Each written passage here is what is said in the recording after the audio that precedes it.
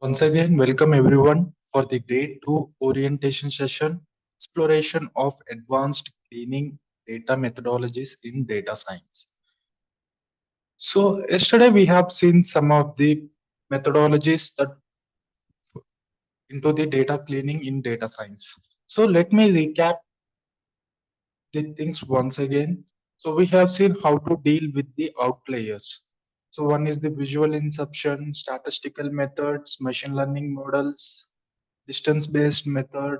So these things we have discussed yesterday, and also one more methodology. One is about the outlier detection and handling, and the second one is the missing data imputations. So for this, for imputing any new value, we learn about like imputing with the mean value, mean value, or a mode value, or forward fill, backward fill, or any linear interpolation, and some k nearest neighbor, some or matrix factorization. So some of the techniques we have seen for imputing a value in place of the missing data. So and the next methodology, which is the handling the duplicates. So here we seen some methods while handling the duplicates. One is first thing we need to identify the duplicates.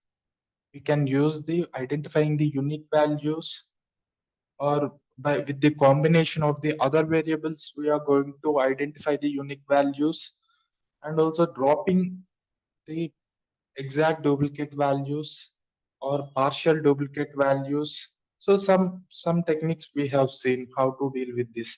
And next we have covered is the data transformation, and here we have seen different data transformation techniques like scaling. We have the different scaling like standardizing the data with min-max scaling, and we seen some other methods like normalization, log transformation, and encoding the categorical variables. So till here we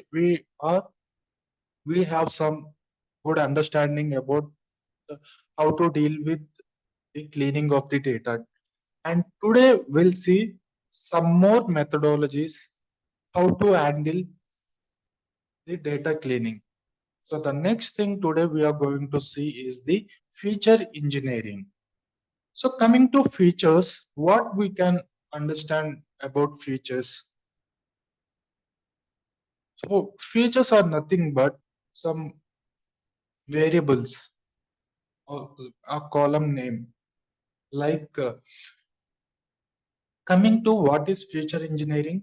Feature engineering is the process of creating a new features or modifying existing ones to improve the performance of your machine learning model. So this step plays a crucial part when coming to the quality of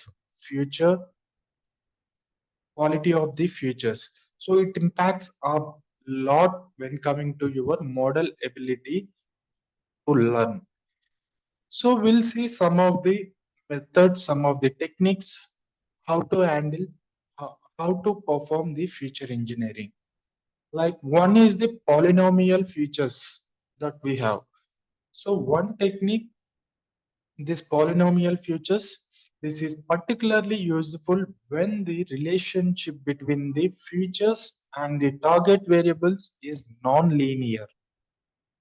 For example, if we have a feature x creating like x to the power of 2 or x to the power of 3, etc., these might capture some complex patterns. So by doing this polynomial features.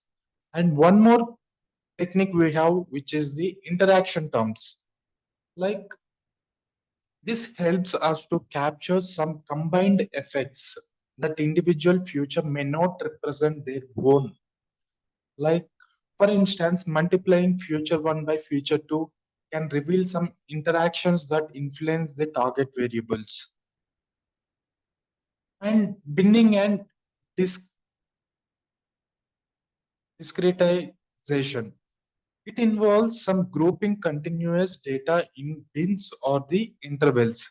So it simplifies some complex relationships and make models more robust and outliers.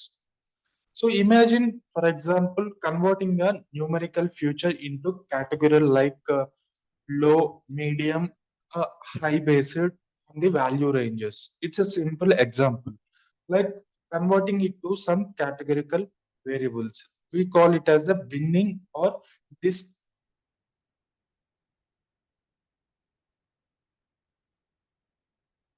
Next method we have, which is the encoding categorical variables, is a crucial method that requires some numerical inputs.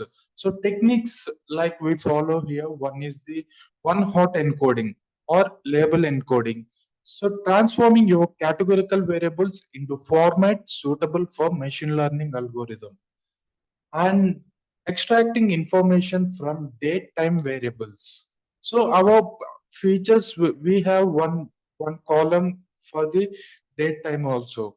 So while extracting some information from the date time variable, it plays a vital role while capturing some temporal patterns.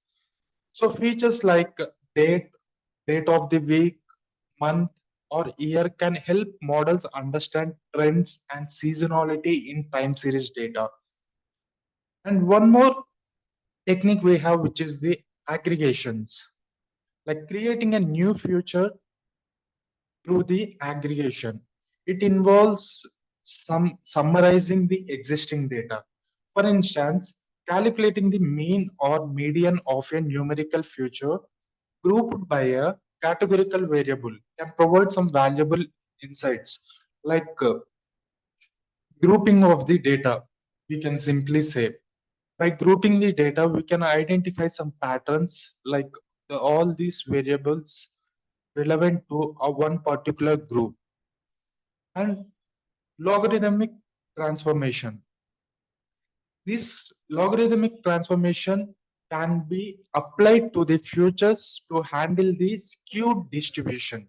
So what is meant by skewed distribution? When in the sometimes there might be a huge amount of data lies in the skewness of the in the skewed. So this is exception especially used when dealing with the data where the variance is proportional to the mean, such as in financial data sets. And feature scaling, finally. So this feature scaling ensures that numerical features are on a similar scale, which is as crucial for algorithm sensitivity to future scales. So some of the techniques we follow for the future scaling are standardization or normalization. These things we discussed when dealing with the outliers, or when dealing with the outliers, we have seen such kind of techniques, how to do standardization and how to do normalization. And these techniques helps us to maintain some uni, uniformity uniformity across futures. So some other techniques we have, which is the future process and also the text future extraction when you are dealing with the text data. Text data means some we have for dealing with text data, we are going to take advantage of the neural language processing task. So where we convert the text data into the numerical representation, which helps to adapt to make machine learning models work effectively with this numerical data. Like we follow some techniques like TF-IDF or a word embeddings. These are the techniques we follow for text future extraction. So finally, what we are going to understand in terms of the future extraction. So in conclusion, the future extraction is an is a iterative process, like experimentation, should have some domain knowledge, and a deep understanding of the data plays some crucial role while creating the features that enhance the model performance. Let's go to the next methodology, which is the data quality assessment. So, coming to data quality assessment, here we need to consider some data quality metrics. So, one is the accuracy, completeness, consistency, timeliness, and relevance. These are the metrics that we are going to consider for the data quality. So coming to the accuracy, evaluating the correctness of data, here we are going to do, and these values are going to be the valid and in the expected form, should be in the expected form. And completeness, like are there any columns or rows with significant gaps or not? We need, like, if any gaps are there, we need to work on the data. And consistency, coming to consistency, like do some similar data points follow the same format and conventions or not? We need to check for the consistency. And timeliness, considering the freshness of the data. Is your data is up to date, or does it contains any outdated information? And relevance, so evaluating whether the data is relevant to the goal of the analysis or modeling. Are these unnecessary or redundant features? So we need to question this. Coming to the relevancy of the data. And one more technique we are going to see, one is the data quality metrics. So other than the data quality metrics, we are going to do the data profiling, conducting some exploratory data analysis EDA to profile the data. So this involves examining this some summary statistics, distributions, and visualizations to gain insights into the data characteristics. So identify some potential issues such as outliers, skewed data, or unexpected patterns. Next, dealing with the duplicate detections. So identifying and handling these duplicate records in the data set is one part, and duplicates can be distort the analysis and lead to the biased results. So using tools like Python or the pandas to identify and remove the duplicates based on the specific criteria. Those criteria we have already discussed when coming to the duplicate data. What are all techniques we can follow while dealing with the duplicate data? And coming to the consistency checks. So consistency checks across different sources of the data. If the data set is derived from the multiple sources, ensure that there are no conflict values of formats, and verify the categorical variables have consistent encoding and that units of measurement are uniform. Next, handling with the missing values. So how to handle with the missing values, we know very well. And outlier detection and the data validation. So let me talk a bit on the data validation. Implementing these data validation rules to ensure the new data adheres to specific criteria. This data validation helps to maintain the data quality over the time. So setting some constraints and checking to ensure the data values fall within the acceptable ranges or not. And the metadata documentation. So this metadata documentation includes some source data, some dictionary, like defining your columns, like what is this column meant for. This column is holding such particular data, like uh, making some dictionary, or we call it as the metadata documentation, and any other transformations applied. So a clear documentation helps understanding the context of the data, and it facilitates collaboration among team members. And data quality reports. So generate some data quality reports like summarizing the findings from the assessment. So we can very easily identify some the quality of the data with including some visualizations, some summary statistics, so some explanations of any quality issue discovered, and some iterative process. So we need to do this quality check assessment again and again and need to provide some feedbacks. And it's better to follow some data quality frameworks. So we have some data quality framework. Considering establishing these data quality frameworks or standards, some of the standard quality frameworks that we have is the DAMA and DMBOK to guide us assessment for the process. So these frameworks provide us some structural approach to data management and quality. So this is a broad overview of the data quality assessment.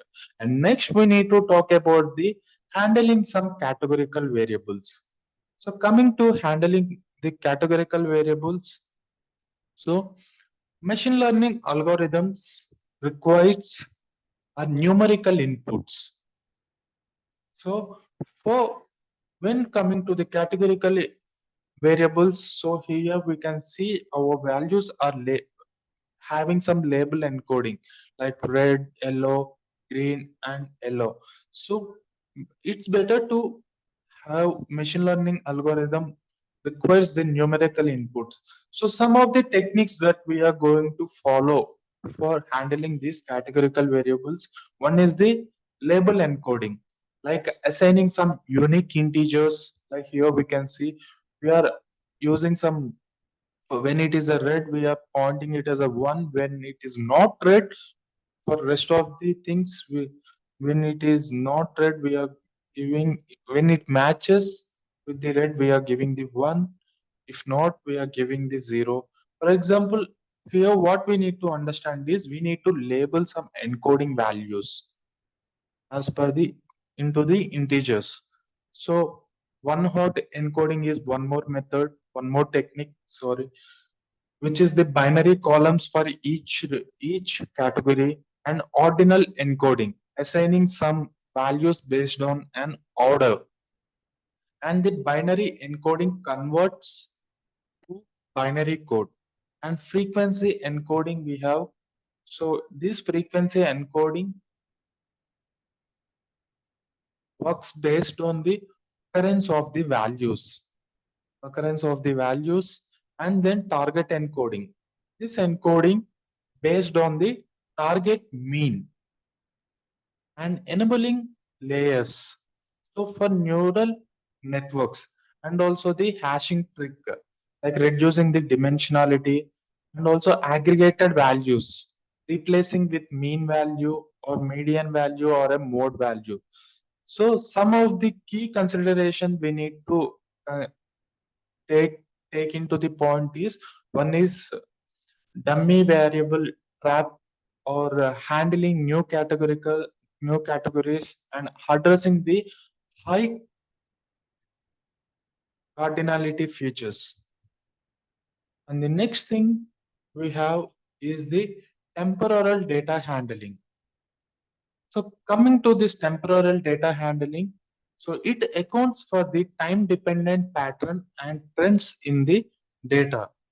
So some of the challenges we are going to face in the temporal data handling, one is the time-based patterns or a trends or seasonality need special handling. These data need some special handling, right? So some of the techniques that we are going to follow while dealing with these challenges are date time futures. Like one is extracting the date time futures components, like extracting the date value or a month value or a year value for that particular timestamp, or the lag features. So these lag features include past values as a features and also some rolling statistics So computing moving averages or other statistics, and time-based aggregation and time series decomposition, like breaking down into trends, seasonalities, and residual components, and feature engineering. This feature engineering creates a futures captured temporal insights we are going to gain. So some of the considerations here we need to consider is ensuring the consistent time zones and handling missing or irregular timestamps. So at the end, so proper handling of the temporal data enables your modeling accuracy, your machine learning model accuracy. Next, we are going to see some techniques that follow in the text data cleaning. So in text data cleaning, some of the challenges we are going to see is the irregularities, noise, and inconsistencies in the text data. So like uh, techniques that we are going to follow while dealing with the text data cleaning. One is the lower casing, like convert all the text to the lower case. So our text data consists of capital letters and lower letters. So it's better to convert it to completely a lower casing. So and also removing some punctuations and tokenization, removing stop words, and removing some special characters and numbers, and handling the corrections and spell checking, and removing if any possibility of HTML tags or some URLs are there, it's better to remove such kind of tags and the URL links. Or and removing the white spaces, the blank spaces is going to be a noisy part. And understanding these specific requirements of the analysis tasks be a mindful and it impacts a lot on the downstream applications. Next, we'll see handling the skewed data. So when handling this skewed data, this coming to this skewed data, here we can see in the picture the skewness of the data, the right skewed data and the left skewed data. So this skewed data can affect the assumptions of statistical test and bias machine learning models. So how we can handle the techniques that we are going to use here is one is the transformation technique, the log transformation, like applying the logarithmic functions to compare the large values useful for right skewed, positively skewed distributions, and the square root transformation similar to the log transformation but milder effective for reducing the right skewnesses, and also Box-Cox transformation, generalization of the log and square root transformations applicable to various types of skewnesses, and add some consistent, like adding some consistent before transformation helps with zeros or negative values commonly used with log transformation, and choosing the right transformation based on the distribution characteristics, validate the impact on model performance through experiments, and addressing these skewed distributions enhanced and robustness of the statistical analysis, and it improves our machine learning.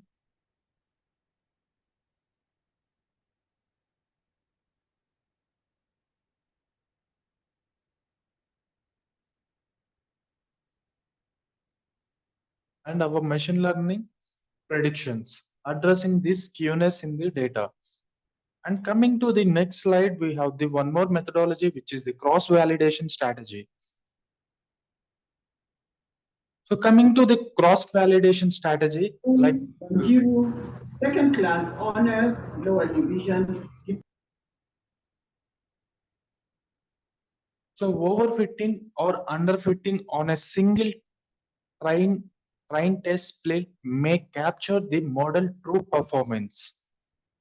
Overfitting or an underfitting. So some of the strategies that we are going to taken part here is one is the k-fold cross validation. So in this k-fold cross validation, we are going to split the data set into k-fold train and model k times. Each time uses the k1 fold for training and remaining one for the testing. One we use for the k1 fold for training and remaining for the testing the data. And one the next strategy we have, which is the stratified k-fold cross validation. Like k-fold, but maintains some class distributions in each fold, useful for the imbalanced data sets. So mostly we deal with the imbalanced data sets. So this stratified k-fold cross validation helps a lot. And the some other strategies we have, one is the leave one out cross validation, LOOCV.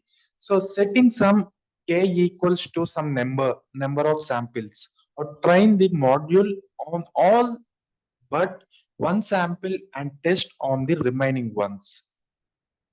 And shuffling and splitting is one more strategy, like randomly shuffling the data and splitting it into a training and testing sets.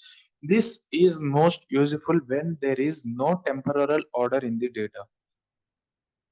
And time series cross validation is one more strategy, like splitting your data into training and the testing sets based on the temporal order.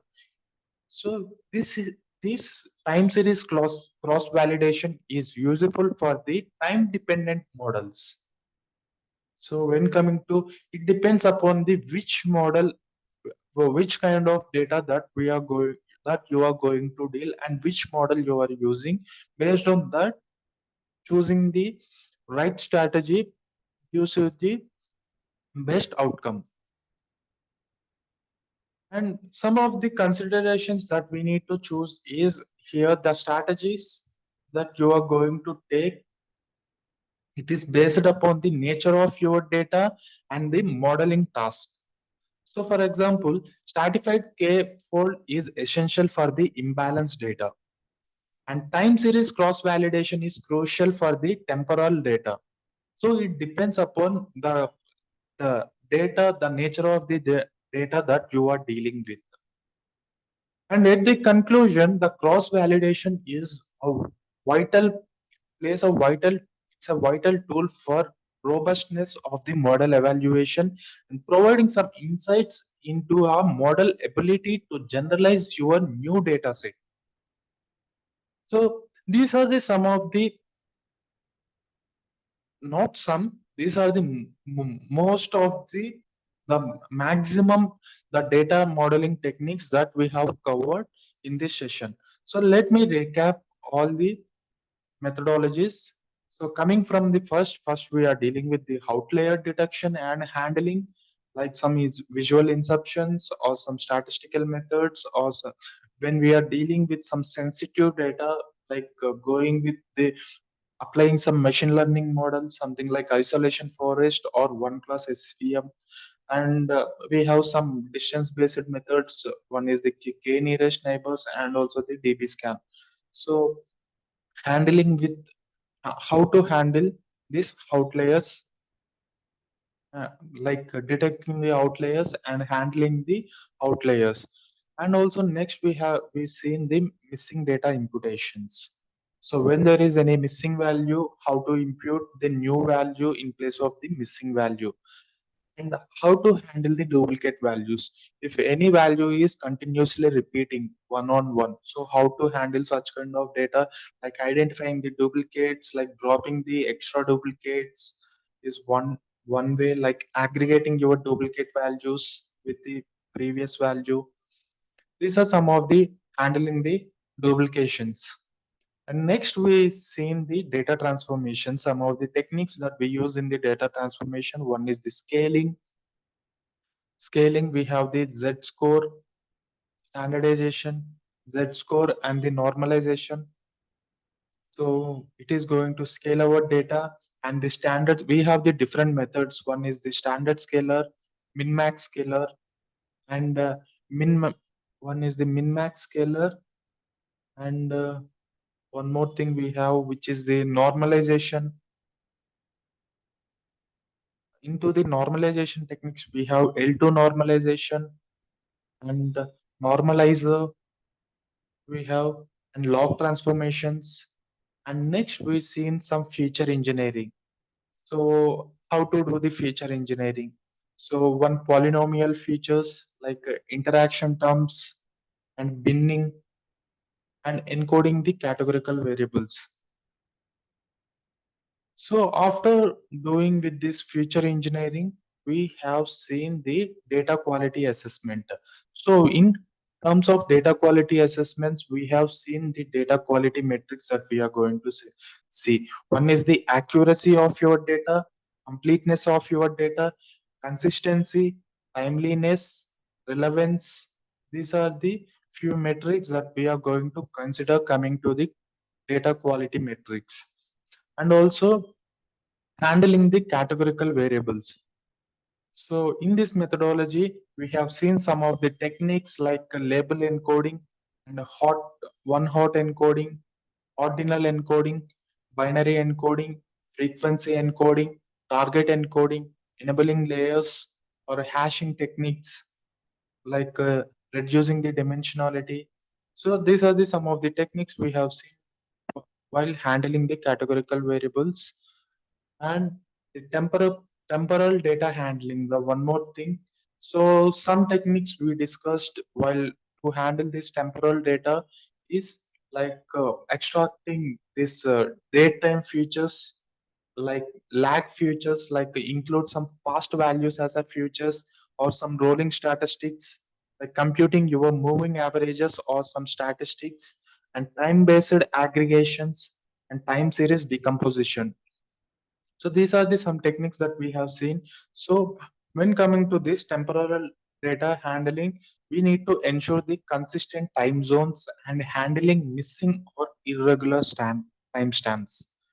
So this proper handling of these temporal temporal date handling is going to enhance your model accuracy.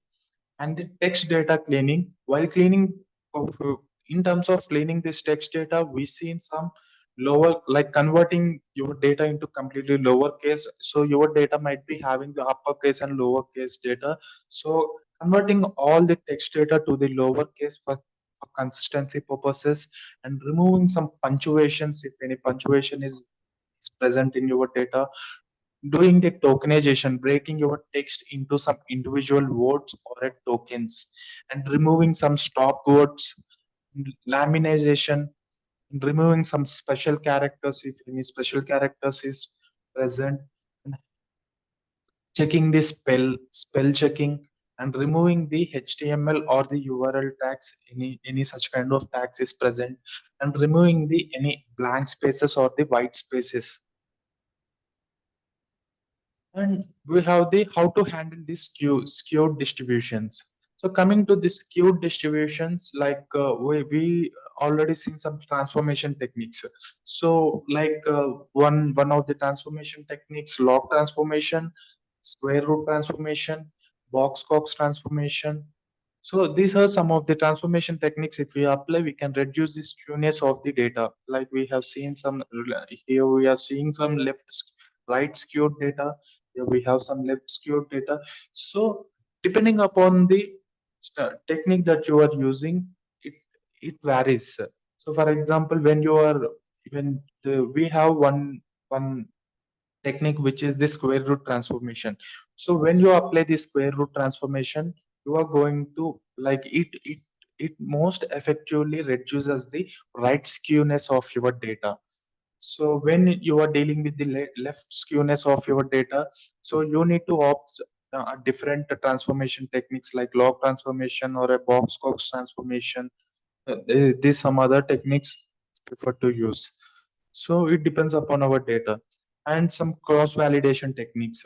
So cross validation strategies like the does our strategies are working fine or not, something like training your data with some test data and the trial data. So some strategies that we are going to consider here is the k fold cross validation, stratified fold cross validation, and the level 1 out cross validation, elbow or cv, shuffle and speed time series cross validation. Some of the strategies we I have disclosed here. So, well, at last, all the strategies that data cleaning technique. So here, I think the most of the methodologies I have covered in this session. So some other methodologies we have been coming to the security and some other constraints we are going to consider. So these are the most of the data cleaning methodologies we have covered in this session.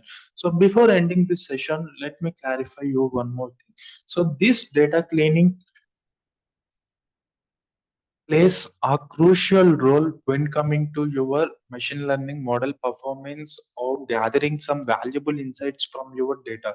It's a best strategy to apply, not only deal with the one single strategy, try to use all maximum number of strategies and validate it which strategy is giving you the best output, best insights that you are going to see. So here comes the end of our slide. So thank you everyone for participating in this event.